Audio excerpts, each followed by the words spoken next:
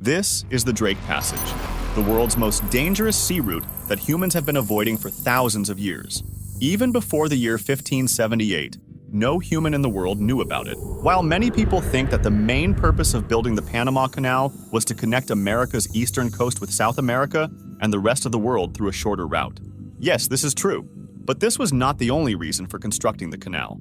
Another very significant reason for building the Panama Canal was to allow all the maritime vessels to avoid navigating through the 620-mile area between Antarctica and Cape Horn.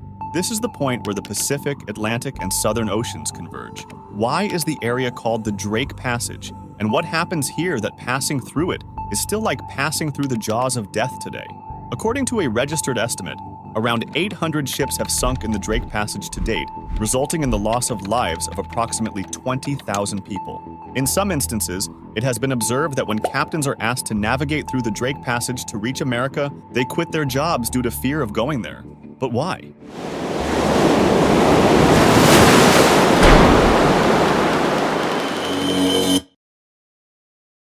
So, to understand all these things, first we need to know why it's called Drake Passage. In the 15th century, when a pirate named Francis Drake became a terror in the entire Atlantic Ocean, it was a time when the British and Spanish empires were vying for control of the world. Francis wasn't just an ordinary pirate, he had direct support from the British Empire. With this support, he would attack African cities on behalf of the British Empire, plunder them, and take their people as slaves. The British Empire was very pleased with Francis, despite all this. Even though he was not just a pirate, he was called a hero by the Queen of the British Empire, Queen Elizabeth I. Yes, you heard it right. She used to call him a hero, and he was hailed as a hero throughout the English Empire.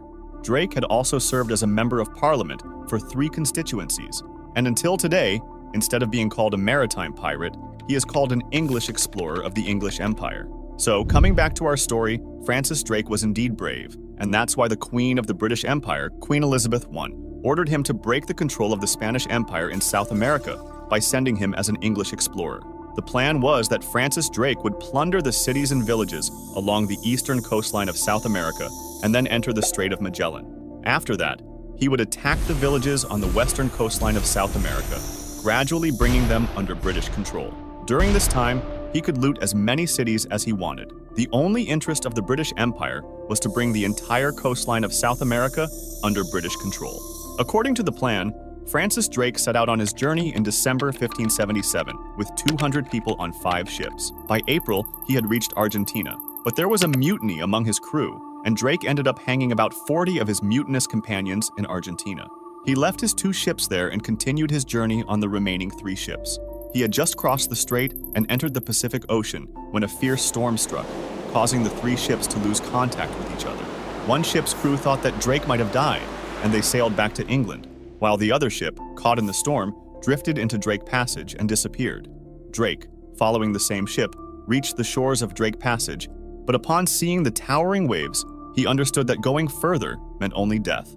Actually, before Francis Drake in 1525, the Spanish navigator Francisco de Hoyos had discovered Drake Passage while sailing south from the Strait of Magellan. That's why Drake Passage is known as Mar de Hoyos in Spanish maps and sources, while in other Spanish-speaking countries, it is mostly known as Passage de Drake, or Paso Drake, or Mar de Drake. Now, you might be wondering why Drake Passage is named after Francis Drake, and not Francisco de Hoyos. There could be 2 reasons behind this. The first reason could be that Francisco de Hoyos might not have faced today's Drake Passage because it is not clear whether he sailed through it or not, as his mention is only found in Spanish maps and Spanish sources. The second reason could be that by the 1800s, the Spanish Empire had diminished in size compared to the British Empire, so perhaps the British chose to name it after the maritime pirate Francis Drake, whom the British Empire considered their hero, to assert their dominance. So, returning to our story, while following his ship, Drake reached the shores of Drake Passage.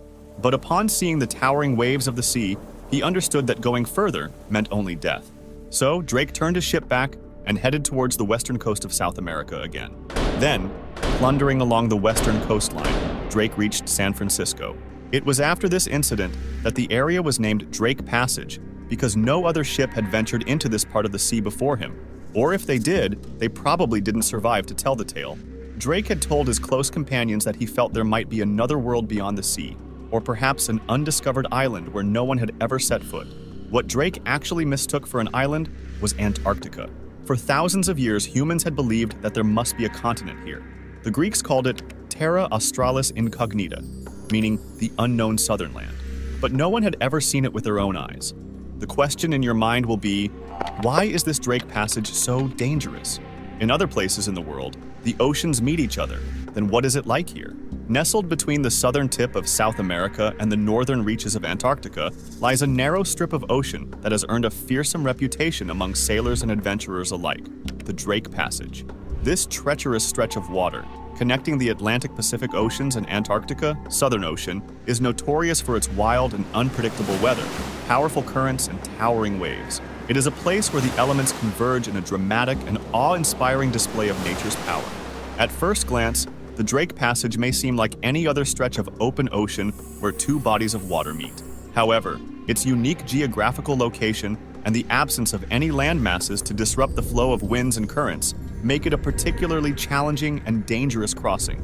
Situated at the confluence of the Antarctic Circumpolar Current and the Southern Ocean Gyre, the passage is subjected to powerful westerly winds that sweep across the vast expanse of the Southern Ocean with incredible force. These relentless winds, known as the Roaring 40s, Furious 50s, and Screaming 60s due to their latitude, generate massive waves that can reach heights of over 30 meters or 100 feet during storms. The combination of high winds and towering waves creates extremely hazardous sailing conditions, with the potential to capsize even the sturdiest of vessels. In addition to the wind and waves, the Drake Passage is also prone to sudden and severe changes in weather, including fierce storms and blizzards that can descend upon unsuspecting sailors without warning. The Antarctica season is very short, only a few months, and the Drake is notorious for its waves being unpredictable. The unpredictable nature of the weather in the Drake Passage poses a significant challenge to navigation, requiring sailors to exercise extreme caution and skill to safely traverse its waters. Even modern ships equipped with advanced technology and navigation systems can struggle to withstand the ferocity of the elements in this remote and unforgiving environment.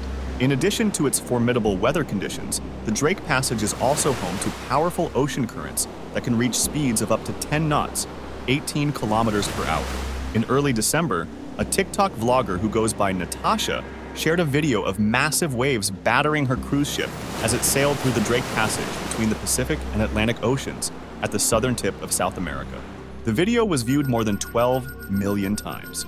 Just recently, on the last days of November, a 62-year-old American passenger was on a Viking cruise ship. Suddenly, a big wave hit and broke a window. The broken glass flew away. The passenger died.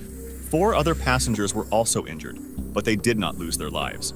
If your ship encounters any accident here, it means you are on your own. In the 20th century, with the advent of modern technology, the craze for exploration and discoveries surged. All explorers' eyes were now set on the South Pole. In 1914, the famous British explorer Ernest Shackleton intended to explore Antarctica. While crossing the Atlantic Ocean, when he reached near the Drake Passage, the waves of the sea pushed his ship into the glaciers of the ice. His ship was completely destroyed. Ernest unloaded some of his companions onto the ice and set out in a small lifeboat with 5 remaining companions in search of an island where they could seek help. After wandering in the sea for a month, Ernest finally reached South Georgia Island, but the experiences he had in this 1 month were so terrifying that he wrote, "This is the worst and most dangerous part of our world's oceans, and reaching this island is nothing less than a miracle." Ernest also said that Antarctica is the last great journey left to man. In the next 3 months, 3 attempts were made, and Ernest managed to save the rest of his companions. No one died in this entire expedition. Similarly, the Marsem Fim was a 76-foot yacht owned by João Lara Mesquita, a famous Brazilian journalist and entrepreneur.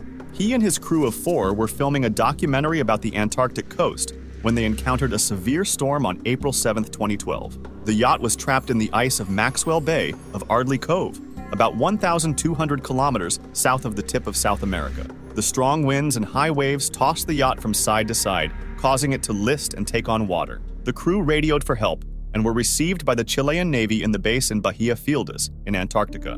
However, the weather conditions were so bad that the rescue operation was delayed by 2 days. The crew had to endure freezing temperatures, limited food and water, and the fear of sinking. João Lara Mesquita wrote in his blog, "Then, with strong winds and high waves, the boat Frey came to us. our evacuation was epic. Waves of more than 1.5 meters and winds over 40 knots made the boat jump from one side to another like a bucking bronco in a rodeo. When it got close, each of us threw ourselves into the arms of 3 Chilean crew members. Fortunately, all went safely. The Mar Sem Phim, however, could not be saved. The near-freezing water that had been tossed over the ship later froze and then split the hull when it expanded. This phenomenon is called compression, and is what was later determined to have been the final blow to the hull of the Mar Sem Phim, sending her to the bottom of the shallow bay. The yacht lay in about 30 feet of water, preserved and visible from above, for almost a year, until her recent rescue in early 2013. Owner João Lara Mesquita managed to return to the site and attempt to rescue the Mar Sem Phim. When the weather cooperated, divers wrapped strong lines under the hull and attached them to inflated buoys on either side. They would add more buoys which would all be continuously inflated, slowly raising the vessel